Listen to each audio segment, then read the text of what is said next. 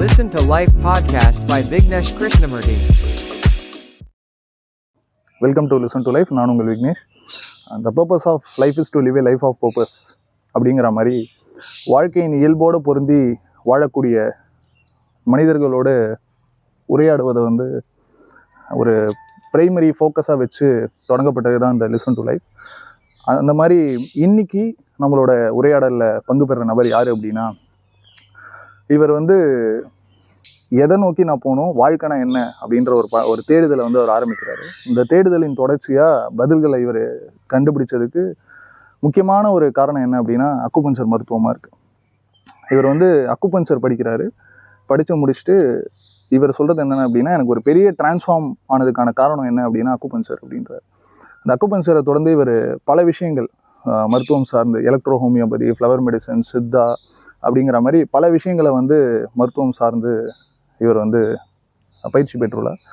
And தியானம் and புத்தகங்கள் மூலமாகவும் பல ஞானங்களை பெற்ற நபர் தான் இவர். இவர் சொல்லக்கூடிய ஒரு விஷயம் என்ன அப்படின்னா, எனக்கு ரொம்ப ரொம்ப பிடிச்சது அப்படின்னு இவர் சொல்கிறாரு. தனக்கு ரொம்ப ரொம்ப பிடிச்சது என்ன அப்படின்னா, டிரான்ஸ்ஃபார்மிங் லைஃப்ஸ், டிரான்ஸ்ஃபார்மிங் பீப்புள் அப்படின்றார். அந்த டிரான்ஸ்ஃபார்மேஷனை இவர் என்னவா சொல்கிறாரு அப்படின்னா, தனிநபர் மாற்றங்கிறது ரொம்ப ரொம்ப முக்கியமான விஷயம். ஒரு வாழ்க்கையில் ஒரு மாறுதல் வேணும் அப்படின்னா, நம்ம என்னைக்கு மாறுறோமோ அன்னைக்கு நம்மளோட சூழலும் சரி, நம்மளை சுற்றி உள்ள விஷயங்களும் சரி, மனிதர்களும் சரி, எல்லாருமே மாற ஆரம்பிப்பாங்க. அப்போ இந்த டிரான்ஸ்ஃபார்மேஷன் என்னிலிருந்து தொடங்கிச்சு. நான் டிரான்ஸ்ஃபார்ம் ஆனேன். இன்றைக்கி அந்த டிரான்ஸ்ஃபார்ம் ஆகிற டெக்னிக்ஸை நான் மற்றவங்களுக்கும் சொல்லி கொடுக்கறது எனக்கு ரொம்ப பிடிச்சிருக்கு அப்படின்றாரு. இவருடைய மருத்துவத்து மூலமாக பல பேர் ஏராளமானோர் குணமடைந்துள்ளனர். அண்ட் இவர் வகுப்புகளும் நிறைய எடுக்கிறாரு. உடல் சம்பந்தமான, மனம் சம்பந்தமான, இயற்கையோடு சேர்ந்து எப்படி வாழ்க்கையை வாழ்கிறது அப்படிங்கிற மாதிரியான வகுப்புகளையும் எடுக்கிறாரு. இவர் யார் அப்படின்னா, இவர் தான் ஹீலர் வினீத் அவர்கள். வணக்கம் ஹீலர் வினீத். வணக்கம். ஸோ நம்ம தொடர்ந்து ஒரு 3 வருஷமாக நம்ம ஒன்றா ட்ராவல் பண்ணிட்டு இருக்கோம். கரெக்டாக பல விஷயங்கள் நம்ம பகிர்ந்துட்டு இருக்கோம். இதில் நீங்கள் எந்த விஷயம் ஆரம்பித்தாலும் சரி, ஆரம்பிக்கிறதுக்கு முன்னாடியும் தொடங்கிறதுக்கு முன்னாடி உங்கள்கிட்ட கவனிச்ச ஒரு விஷயம் என்னென்னா, எப்பயுமே ப்ரேயர் அப்படின்ற ஒரு விஷயத்துக்கு பயங்கரமான முக்கியத்துவம். அது பண்ணிட்டு தான் எதாக இருந்தாலும் ஸ்டார்ட் பண்ணுறீங்க.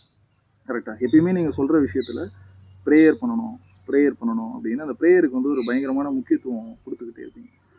இந்த உரையாடலை நான் எங்கேருந்து தொடங்கணும்னு விருப்பப்படுறேன்னா, ப்ரேயர்னால் என்ன, ஏன் ஒருத்தர் ப்ரேயர் பண்ணணும்? ஓகே, மிகவும் சரியான ஒரு கேள்வி. முதல்ல எனக்கு இந்த வாய்ப்பு கொடுத்த இறைமைக்கும் உங்களுக்கும் என்னுடைய மனமார்ந்த நன்றியை தெரிவிச்சுக்கிட்டு இந்த ஒரு இன்டர்வியூ நான் கொடுக்குறேன். சரி, இந்த 3 வருஷமாக நீங்கள் என்னை தொடர்ந்து கவனிச்சுட்டு வர்றதில் ஒரு முக்கியமான விஷயம் நோட் பண்ணது என்னென்னா, ப்ரேயர். ரைட். ஏன் ப்ரேயர் ரொம்ப முக்கியமானது ஒரு விஷயம் அப்படின்னா, நம்மக்கிட்ட எல்லாருக்கிட்டையுமே டேலண்ட் இருக்குது, எல்லாருக்கிட்டையுமே பணம் இருக்குது, உழைக்கிறதுக்கான தெம்பு இருக்குது. ஆனால் இது எல்லாருக்கிட்டையுமே இருக்குது. ஆனால் ஏதோ ஒரே ஒரு விஷயம் மட்டும்தான் ஒருத்தவங்க கிட்ட இல்லாமல் போகிறதுனால அவங்க அடுத்த கட்ட நிலைக்கு வாழ்க்கையில் போகாமல் இருக்காங்க. அது என்னன்னு பார்த்தீங்கன்னா பிளெஸ்ஸிங்ஸ். அந்த பிளெஸ்ஸிங்ஸ் நம்ம அப்பா அம்மா காலில் விழுந்தால் கிடைக்குமா, இல்லை நம்ம நண்பர்களோட பிளெஸ்ஸிங்ஸ் இருந்தால் மட்டும் போதுமா? அப்படிலாம் கிடையாது. இங்கே எப்படி தோற்றமான ஒரு பொருள் இருக்கோ, அதாவது உருவமான ஒரு பொருள் இருக்கோ, உருவமற்ற ஒரு விஷயம் இருக்குது. லாஜிக்கல் பீப்புள்ஸ்க்கு அது வேறு மாதிரி தோணும், இல்லாஜிக்கல் பீப்புள்ஸ்க்கு வேறு மாதிரி தோணும். நான் என்ன சொல்கிறேன்னா, அதெல்லாம் தாண்டி ஏதோ ஒரு சக்தி இருக்குது. அதுக்கு உருவம் கிடையாது, பெயர் கிடையாது, மொழி கிடையாது, இனம் கிடையாது, நிறம் கிடையாது. அப்படிப்பட்ட ஒரு சக்தியோடைய துணை நமக்கு தேவை. ஸோ அதனால் எவ்ரி டைம் எந்த ஒரு விஷயத்தை போகிறதுக்கு முன்னாடியும் அந்த ஒரு பெரிய சக்தியோடைய எனர்ஜியை ரிசீவ் பண்ணிவிட்டு நம்ம பண்ணும்போது அந்த பிளெஸ்ஸிங்ஸ் நமக்கு கிடைக்குது. அதுதான் நான் ப்ரேயர்னு சொல்கிறேன். ஸோ இப்போ இதில் நீங்கள் 2 விஷயம் சொன்னீங்க. ஒன்று logical people and illogical people அப்படின்னீங்க. இப்போ லாஜிக் அப்படின்னு நீங்கள் சொல்கிறது இப்போ அந்த வெளில ஏதோ ஒரு சக்தி இருக்குது அப்படின்னு ஒரு விஷயத்த நான் நம்பலை. நான் எதுவுமே இருக்குன்னு நான் பார்த்தா தான் நம்புவேன். அப்படி அதனால நான் என்ன நம்புவேன் அப்படின்ற பீப்புளை நீங்கள் லாஜிக் பீப்புள்னு சொல்கிறீங்களா? Of course, right. இதுக்கு ஒரு எக்ஸாம்பிளாக ஒன்று நான் சொல்கிறேன். பல 1000 அடி உயரத்தில் ஒரு கழுகு பறக்குது. சும்மா கொஞ்சம் தூரம் பறக்கக்கூடிய குருவி பறக்குது. மேலே இருக்கக்கூடிய கழுகு அவ்வளோ தூரத்துலேருந்து பார்க்குறது அதோட இறை தெளிவாக தெரியுது. ஆனால் அதே குருவி, ஒரு சிட்டுக்குருவி, கழுகு பறக்கிற உயரத்துக்கு போய் கீழே இருந்து பார்த்தா தெரியுமா? தெரியாதுல்ல. அப்போது என்னால் ஒரு விஷயத்த உணர முடியுது அப்படின்னா அது என்னுடைய பக்குவம். உங்களால் ஒரு விஷயத்தை உணர முடியலன்னா அது உங்களுடைய பக்குவம். ஸோ என்றைக்குமே கழுகையும் ஒரு குருவி நம்ம கம்பேர் பண்ணவே முடியாது. அப்போ இது சிறந்ததா அது சிறந்ததான்றது கேள்வி கிடையாது. நீங்கள் பார்க்கும் பார்வைக்கு எது பார்க்கிறீர்களோ உணர்கிறீர்களோ அதுதான் உங்களுடைய வாழ்க்கையாக வடிவமையும். நான் பார்க்குற பார்வைக்கும் நம்பிக்கைக்கும் விஷயத்தோடு தான் என்னுடைய வாழ்க்கை வடிவமையும். அதனால் லாஜிக்கல் பீப்புள்ஸ் சொல்கிறது தான் சரி, இல்லாஜிக்கல் பீப்புள்ஸ் சொல்கிறது சரியில்லை அப்படின்ற கான்செப்ட் கிடையவே கிடையாது. லாஜிக்கல் பீப்புள்ஸுமே அடுத்த கட்டத்துக்கு போவாங்க, கொஞ்சம் டைம் எடுக்கலாம். இது இப்போ நீங்கள் சொன்னது ரொம்ப ஒரு புதுமையான ஒரு பெர்ஸ்பெக்டிவ் தான். ஏன் அப்படின்னா இல்லாஜிக்கல் அப்படின்றது வந்து இப்போ நீங்கள் சொல்கிறீங்க, நான் ஒரு விஷயம் என்னை தாண்டி ஒரு சக்தி இருக்குங்கிறத நான் உணர்றேன், நான் கவனிக்கிறேன், நான் அதை அக்செப்ட் பண்ணிக்கிறேன் அப்படின்றது. அவங்க ப்ரேயர் பண்ணுங்கிறது ரிலீஜியஸ்டிக் இல்லை ஸ்பிரிச்சுவலாக அது ஓகே. ஆனால் நீங்கள் சொல்கிறது கடவுள் இல்லைன்னு சொல்கிற ஆளும் சரி, உன் பார்வைக்கு ஏற்ற மாதிரி நீ ப்ரே பண்ணலாம் அப்படின்னு சொல்கிறீங்க. என்னோட கேள்வி என்ன அப்படின்னா, இப்போ ஒருத்தருக்கு கடவுள் நம்பிக்கை அதெல்லாம் இல்லை, நான் எதாக இருந்தாலும் லாஜிக்காக பண்ணுவேன் அப்படின்னு இருக்கிற ஒரு நபர், அவர் எப்படி அவருடைய ப்ரேயரை முன்வைக்கலாம்? ஓகேங்க, ஓகே ஓகே. கடவுள் நம்பிக்கை இல்லாத ஒரு நபர், கடவுள் நம்பிக்கையோடு இருக்க ஒரு நபர் இல்லைங்களா? சரி, நம்ம முதல்ல கடவுள் நம்பிக்கை இல்லாத நபருடைய பிரார்த்தனை பலிக்கவும் செய்யுது, அது எப்படின்றத நம்ம பார்க்கலாம். சரி, என்னன்னா கடவுள் நம்பிக்கை இருக்கவங்க அவங்க அதிகபட்சம் எது வரைக்கும் போய் பார்ப்பாங்கன்னா சப்கான்ஷியஸ் மைண்ட் வரைக்கும் போவாங்க. டு பி ஃப்ராங்க், ஒரு பர்சன் ப்ராக்டிக்கலாக இருக்காங்க, எல்லாத்தையுமே சயின்டிஃபிக் அனாலிசிஸோடு பார்க்குறாங்க அப்படின்னா அவங்க பார்த்தீங்கன்னா அதிகபட்சம் சப்கான்ஷியஸ் மைண்டு தான் எல்லாமே.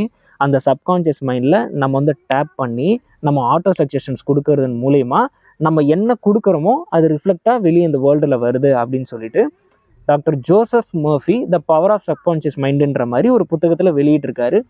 பல அறிவியல் ஆராய்ச்சி நபர்கள், பல லாஜிக்கல் மெம்பர்ஸ் எல்லாமே இதை படிச்சுட்டு சப்கான்ஷியஸ் மைண்டு தான் எல்லாமே, அதை தாண்டின ஒரு சக்தி இல்லை அப்படின்றதுல ரொம்ப தெளிவாக ஒரு பக்கம் இருக்காங்க. பட் இன்னொரு கேட்டகரி பீப்புள்ஸ் எப்படி இருக்காங்கன்னு பார்த்தீங்கன்னா, என்னுடைய ட்ரீட்மெண்ட் விஷயமாகவே சொல்கிறேன்னு வச்சுக்கோங்களேன், படிப்பறிவு அந்த அளவுக்கு இல்லாமல் எழுத படிக்க கூட தெரியாத ஒரு நபர் எனக்கு உடம்பு சரியில்லை அப்படின்னு வராங்க. அவங்கள ஈஸியாக நான் குணப்படுத்திடுவேன். எப்படின்னா, அவங்க கிட்ட போயிட்டு, ஐயா உங்கள் உடம்பு நாளைக்கே குணமாயிடும், நான் சொல்கிற மாதிரி கேட்டால் மட்டும் போதும், இந்த மாதிரி உணவு முறையை ஃபாலோ பண்ணுங்க, ஏன்னா இது கடவுள் நமக்கு வழங்கக்கூடிய உணவு முறை, இப்படி தான் முன்னோர்கள் எல்லாமே ஃபாலோ பண்ணாங்க அப்படின்னா அவன் யோசிக்க மாட்டான். இவன் சரியா, இவன் தப்பா, இவன் டாக்டரா இல்லையா, போலியானாலா, யோசிக்கவே மாட்டான். சார் என் உடம்பு குணமானா போது நீங்கள் சொன்னால் கேட்குறேன்னுவான். அவன் இல்லாஜிக்கல் மைண்ட், ஏன்னா அவன் கிராஸ் பண்ணுற கெப்பாசிட்டியில் இருப்பான், அங்கே திங்கிங் லாஜிக்கல் எதுவுமே இருக்காது. அப்போ அவன் சப்கான்ஷியஸில் நான் ஒரு பிலீஃபை கொடுத்துட்டேன், ஒரு ஃபெய்த்தை கொடுத்துட்டேன், 7 நாளில் உங்கள் வலி சரியாகும், அப்படியே நடக்கும். அந்த 7 நாளில் கரெக்டாக ஃபாலோ பண்ணுவேன், அடுத்த 7வது நாள் சந்திப்பாங்க. இப்படி தான் வேலை செய்யும். அதனால் லாஜிக்கல் பீப்புள்ஸ் சப்கான்ஷியஸோடு நின்றுவாங்க, இல்லாஜிக்கல் பீப்புள்ஸ் அதை தாண்டி ஏதோ ஒரு சக்தி இருக்குன்ற ஒரு பெரிய ஹோப், ஒரு பெரிய ஃபெய்த்தில் இருப்பாங்க. அவங்களுக்கு ஈஸியாக குணமாகும், ஈஸியாக அவங்க மெடிடேஷனுக்குள்ளே வந்தாலும் சைலன்ஸில் போயிடுவாங்க. இதுதான் விஷயம். ஸோ அப்போ அவங்களுக்கான ப்ரேயர்ஸ் என்னன்றதை இப்போ நான் சொல்கிறேன், சரிங்களா? இப்போது டு பி ஃப்ராங்க், நம்ம எல்லாருமே வந்து ப்ரே பண்ணணுமா அப்படின்றது அவங்களோட ஓன் சாய்ஸஸ் இல்லைங்களா? அப்போ லாஜிக்கல் பீப்புள்ஸ்க்கும் ப்ரேயர் எப்படி ஒர்க் அவுட் ஆகுதுன்னு நினச்சிங்கன்னா, அவங்களுக்கு நம்ம ப்ரேயர்னு சொல்கிறதுக்கு பதிலாக ஆட்டோ சஜஷன்ஸ்னு சொல்லிட்டு போயிடலாம். அவங்களுக்கு ப்ரேயர்னால் பிடிக்காது, புரியாது. எது ஒன்று நமக்கு புரியலையோ அது நமக்கு பிடிக்காமல் போயிடும், மற்றவங்க அதை பற்றி சொன்னாலும் நமக்கு பிடிக்காது. ஸோ இன்ஃபேக்ட் நானும் லாஜிக்கல் பீப்புளாக தானே இருந்தேன், நானும் ஸ்கூல் படிச்சுட்டு காலேஜ் படிச்சுட்டு தானே வந்தேன். ஸோ அதனால் ஆட்டோ சஜஷன்ஸ் மூலிமா அவங்களோட சப்கான்ஷியஸ் மைண்டில் பதிவாகும், அது அவங்களுக்கு வெளியே ரிஃப்ளெக்ட் ஆகும். இது அவங்களுக்கு பெஸ்ட்டான ஒரு ப்ரேயர். டீட்டெயிலாக பேசணும்னா நம்ம டீட்டெயிலாக பேசலாம். சரி, இந்த இல்லாஜிக்கல் பீப்புள்ஸ் இருக்காங்க இல்லைங்களா, அவங்களுக்கு எப்படின்னு பார்த்தீங்கன்னா சப்கான்ஷியஸ் மைண்டில் ஃபெய்த் மூலயமா, நம்பிக்கைகள் மூலயமா குடிக்கும்போது அதுக்கப்புறம் ஒரு விஷயம் நடக்கும். ஆகாஷிக் ரெக்கார்டுன்னு ஒன்று இருக்குது. இந்த ஒட்டுமொத்த பிரபஞ்சமே எல்லாருடைய எண்ணங்கள் ஒரு கணம் விடாமல் எல்லாமே அங்கே மேலே பதிவாகிட்டே இருக்கும். சப்கான்ஷியஸ் மைண்டுன்றது நமக்கு கொடுத்த ஒரு டேட்டா, அந்த டேட்டாலேருந்து கரெக்டாக போய் இங்கே ஸ்டோர் ஆகும், அதுக்கப்புறம் அது வெளியே எக்ஸிக்யூட் ஆகும். இது இல்லாஜிக்கல் பீப்புள்ஸ். நான் கடவுளை நம்புகிறேன் அப்படின்னு இருக்கவங்களுக்கு இந்த ப்ரேயர்ஸ் பொதுவானது. நீங்கள் சொல்லுது ஒரு இல்லாஜிக்கல் பீப்புள் அப்படிங்கிறது சரண்டர் ஆயிட்டாங்க அப்படின்னா அவங்களுக்கான ஆக்சஸ் வந்து கிடைக்கும். ஆமாம், ஒரு போர்ட்டல் ஓப்பன் ஆகும், அக்காஷிக் ரெக்கார்டு. இப்போது லாஜிக்கல் பீப்புள் அப்படிங்கிறவங்க ஆட்டோ சஜஷன் மூலமா அப்படின்ட்டு. இப்போ ஆட்டோ சஜஷன் அப்படின்னு நீங்கள் சொல்கிறது அஃபர்மேஷன் அந்த மாதிரி சொல்கிறீங்களா? என் மைண்டுக்கு நான் அது நடக்கும்னு சொல்லிட்டு இருக்கிற விஷயம் எனக்கு ஆழமாக பதியும் அப்படிங்கிறத சொல்கிறீங்களா? இல்லை ஆட்டோ சஜஷன் அப்படின்னா நீங்கள் சொல்ல ஒரு விஷயம் என்ன? ஓகே, சரி, இங்கே எத்தனை பேர் ஆட்டோ சக்சஷன்ஸ் கொடுத்துட்டு இருக்காங்க யோசிச்சு பாருங்க. அந்த லா ஆஃப் அட்ராக்ஷன், இந்த சீக்ரெட் படம் இதெல்லாம் வந்ததுக்கப்புறம் பார்த்தீங்கன்னா, எனக்கு இத்தனை கோடி பணம் கிடச்சிருச்சு, நான் இப்படி ஒரு கார் வாங்கணும்னு நினைக்கிறேன் அப்படின்னு சொல்லிட்டு பலவித ஆட்டோ சக்சஷன்ஸ் கணக்கே இல்லாமல் கொடுத்துக்கிட்டே இருக்காங்க.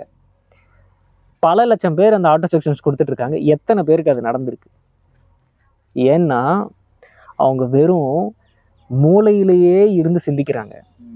நம்ம விஷுவலைஸ் பண்ணிட்டா போதும், நம்ம அதை பார்த்து அது கிடைச்ச மாதிரி பார்த்துட்டா எனக்கு போதும், அது எனக்கு கிடைச்சிரும் அப்படின்னு சொல்லிட்டு அறிவுல இருந்தே பார்க்குறாங்க. ஏன் ப்ரேயர் ஒர்க் அவுட் ஆகலன்றதுக்கான ஒரே ஒரு ரீசன் என்னன்னா, யாருமே தன்னுடைய மனசுக்கு வரமாட்டாங்க, ரெசிப்டிவாக இருக்க மாட்டாங்க. சரிங்களா? ப்ரேயர் பண்ண உடனே எல்லாமே கிடைச்சிருமாலாம் கிடைக்காது. சூழ்நிலைகள் உருவாக்கி தரும். அந்த சூழ்நிலைகள் நீங்கள் அறிவை கொண்டு பார்த்தீங்கன்னா, நல்லவனா கெட்டவனான்னு நீங்கள் பார்க்க ஆரம்பிச்சிங்கன்னா அந்த சூழ்நிலை உங்களை விட்டு போயிடும். ஆனால் ஜட்ஜ்மெண்ட்டே இல்லாமல் ஒரு சூழ்நிலைக்குள்ள நீங்கள் அடாப்ட் பண்ண ட்ரை பண்ணுங்க, அதை ரிசீவ் பண்ண ட்ரை பண்ணிங்கன்னா உங்களுக்கு அதுக்கு வாய்ப்பாக இருக்கும். இல்லைங்களா? என்னுடைய எக்ஸாம்பிளோட நான் உங்களுக்கு சொல்கிறேன். நான் ஒரு ப்ரேயர் ஒன்று வைக்கிறேன்.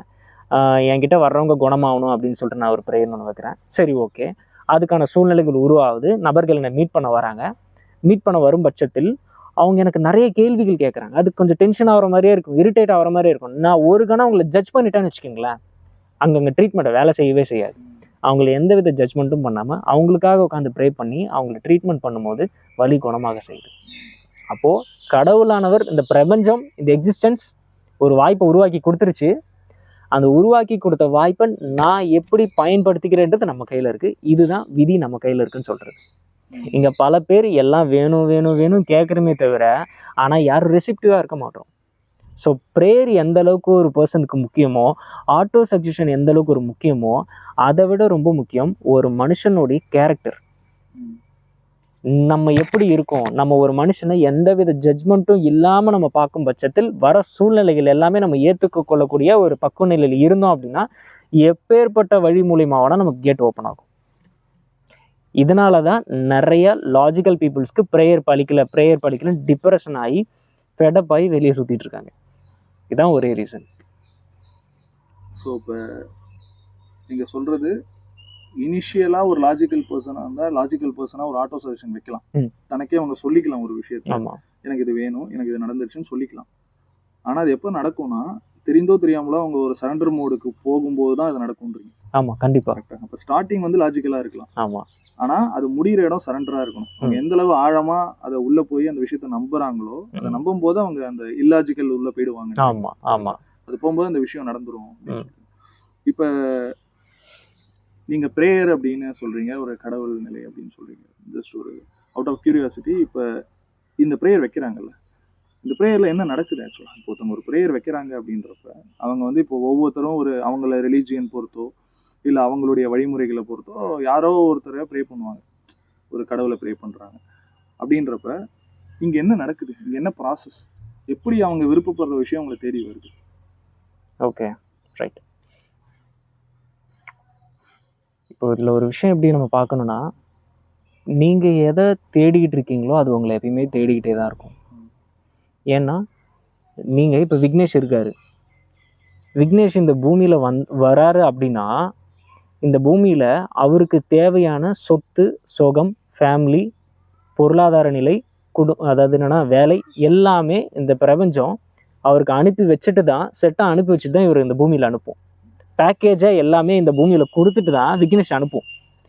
ஸோ இப்போ விக்னேஷோட வேலை என்னவாக இருக்கணும்னு பார்த்தீங்கன்னா, முதல்ல எனக்கு என்ன வரும், என்னுடைய உடலுக்கும் என்னுடைய மனசுக்கும் பொருந்தின வேலை என்ன அப்படின்றத கண்டுபிடிக்கணும். ஒரு 10ஓட 11 இருக்கக்கூடாது. எல்லாரும் அந்த வேலைக்கு போகிறாங்க, எல்லாரும் இந்த சாப்பாடு சாப்பிட்றாங்க, அதனால் நானும் சாப்பிட்றேன் அப்படின்னு இருக்க பட்சத்தில் உங்களுக்கு கொடுக்கப்பட்ட ஒரு அபண்டன்ட்டான ஒரு சொத்து மதிப்பு உங்களுக்கு கிடைக்காம போயிடும். ஸோ 10ஓட 11 போடுறவங்களுக்கு என்ன நடக்கும்? 10க்கோ 5க்கோ போகிற மாதிரி ஆகிடும். ஆனால் இந்த உலகத்தில் வெறும் 5% மக்கள் மட்டும்தான் அந்த அபண்டன்ட்டான ஒரு லைஃப்பில் வாழ்கிறாங்க. ஏன்னா யூனிக். நான் எதுக்கு வந்தேன்றதை உணர்ந்தாங்க. உணர்ந்துட்டு அவங்களுக்கு தேவையான விஷயத்த ஆட்டோமேட்டிக்காக அது வர சேர ஆரம்பிச்சிடும். அட்ராக்ஷன் தான் எல்லாமே, இல்லையா? ஒரு மேக்னெட் மாதிரி தான். நீங்கள் எந்த அளவுக்கு உங்களுக்கு சார்ஜ் பண்ணி வைக்கிறீங்களோ, ஆல்ரெடி சார்ஜ் ஆகிருக்க ஒரு விஷயம் உங்களுக்கு கனெக்ட் பண்ணிக்கும். So coming back to the point என்னென்னா, அந்த ப்ராசஸ் எப்படி ஒர்க் ஆகுதுன்னு பார்த்தீங்கன்னா, முதல்ல நீங்கள் உங்களுக்கு என்ன தேவை, நீங்கள் யார், நமக்கு என்ன பண்ணால் பிடிக்குன்றத மனசை திறந்தால் மட்டும்தான் அது உங்களுக்கு ஓப்பன் ஆகுமே தவிர, அறிவை கொண்டு பார்த்து எதுவுமே ஓப்பன் ஆகாது. ஸோ அந்த ப்ராசஸே எப்படி நடக்கும்னா, ப்ரேயர்ன்றது when it comes to your heart, அந்த ஹார்ட் ஓப்பன் ஆகும், ரெசிப்டிவாக இருப்பீங்க, அன்பாக இருப்பீங்க. Love is a biggest magnet in the world. Jesus எடுத்துக்கோங்க, is a form of pure love. எவ்வளோ பேர் அட்ராக்ட் ஆனாங்க, இன்னும் நோட்டீஸ் கொடுத்தாரா போயிட்டு எல்லோரும் வீட்டுக்கு வீட்டுக்கும்? கிடையாது. இல்லை, இஸ் டோட்டலி பிகமிங் லவ். அதனால் நான் என்ன சொல்கிறேன்னா, ஒரு மனுஷனுக்கு அந்த ப்ரேயரோட ப்ராசஸ் எப்படி ஒர்க் ஆகும்னா, உண்மையாகவே சாமி எனக்கு என்ன வேணும் அப்படின்றத தான் ப்ரேயரில் கேட்கணும். தனக்கு என்ன வேணுன்றதே தெரியாமல் இஷ்டத்துக்கு கேட்டுட்டு இருக்கிறது பேர் ப்ரேயர் கிடையாது. அந்த ப்ராசஸ் ஒர்க் அவுட்டே ஆகாது. ரைட்? அதனால் என் மனசுக்கு பிடிச்ச ஒரு நபர், ஒரு வாழ்க்கை துணை வேணுன்றது தேவை. அந்த தேவையானது இருக்குது அப்படின்னா அதுக்கேற்ற மாதிரி அவர் தயாராகணும். தயாராகும் பட்சத்தில் இன்விடேஷன் போட்டாச்சு, அது என்றைக்கு வேணாலும் ஒரு நாள் நடக்கும். You should stay in the process. கன்சிஸ்டன்சியாக அந்த ப்ராசஸில் வாழ்ந்துக்கிட்டே இருக்கீங்க அப்படின்னா ஒரு நாள் அதுக்கான கேட் ஓப்பன் ஆகும். ஃபெடப் ஆகக்கூடாது, ஹெசிடேட் ஆகக்கூடாது, கண்டினியூவாக அதில் இருந்துகிட்டே இருக்கணும். ப்ரேயரை போட்டுட்டு மறந்துட்டு வேலையை பார்த்துட்டே இருக்கணும். இப்படி தான் இந்த ப்ராசஸ் வேலை செய்யும். ஆனால் உங்களுக்கு என்ன தேவைன்னே தெரியாமல் மற்றவனை பார்த்து எனக்கு இது வேணும்னு நீங்கள் கேட்டிங்கன்னா கிடைக்காது. ஏன்னா மற்றவனுக்கு கொடுத்து வச்சது உங்களுக்கு இந்த பேர்த்தில் கொடுத்து வச்சிருக்காது. So you are obviously wasting your time, இல்லையா? அப்போ உங்களுக்கு ஒன்று கொடுத்து வச்சுருக்கோம், அது மற்றவனுக்கு கிடைக்காது. மற்றவனை பார்த்து நீங்கள் ஒரு விஷயத்த ப்ரேயர் பண்ணிங்கன்னா அது அபண்டன்ட்டில் உங்களுக்கு வேறு ஒன்று கொடுத்துருக்கோம். நீங்கள் சிம்பிளாக ஒரு டாட்டா கார் கேட்பீங்க, உங்களுக்கு ஆடி காரே வெயிட் பண்ணிகிட்ருக்கோம், இல்லையா? நீங்கள் ரெசிப்டிவாக இருந்தீங்கன்னா அந்த ஆடி கார் இருக்குன்றதை நீங்கள் ஃபீல் பண்ண முடியும். இதுதான் விஷயம். ஸோ அப்போ திங்க் லெஸ் ஃபீல் மோர் அப்படின்னு சொல்லி. ஆமாம். அப்போ மனசை திறந்து நம்ம ஒரு விஷயத்தை வைக்கும்போது அந்த விஷயம் மேக்னெட் மாதிரி நம்ம மனசு ரொம்ப சீக்கிரமாக அது ஈர்த்து நமக்கான தேவையான விஷயத்த நம்ம கொண்டு வந்து சேர்த்துருவோம். கண்டிப்பாக. ரொம்ப நன்றி இளவினித், இவ்வளோ பெரிய ஒரு புரிதல் கொடுத்ததுக்கு. தொடர்ந்து இந்த மாதிரி திரு இளவினித் அவரோட ப்ரேயர் எப்படி வைக்கலாம், ஸோ என்னென்ன ஃபார்ம்ஸ் ஆஃப் ப்ரேயர் இருக்குது அப்படிங்கிறது எல்லாத்தையுமே நம்ம பார்ப்போம். இப்போ ஒரு சொன்னதை வச்சு நீங்கள் ப்ரேயரை பற்றி உங்களோட புரிதல் என்ன அப்படிங்கிறத இந்த பதிவில் நீங்கள் கமெண்ட்ஸ் பண்ணுங்கள். உங்களுடைய அன்பும் ஆதரவும் என்றைக்குமே எங்களுக்கு தேவை. நன்றி. நன்றி.